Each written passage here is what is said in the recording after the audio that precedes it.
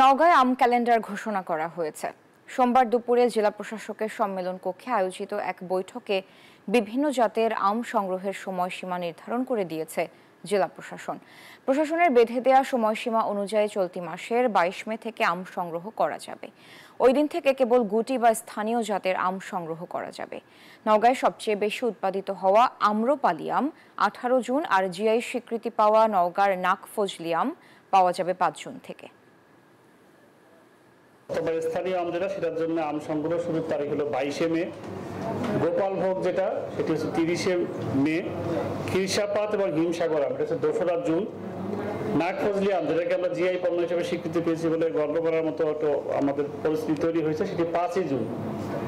ল্যাংড়া আম এবং হাড়িভাঙ্গা এই দুটাকে 10 জুন আম সংগ্রহ শুরুর তারিখ নির্ধারণ করা হয়েছে। বান্ডেল থাকলে প্রতি সেনমানিতে টাকা বাঁচবে। বিকাশ সেনমানি বান্ডেল কিনে জিতুন প্রতি লেনদেনে।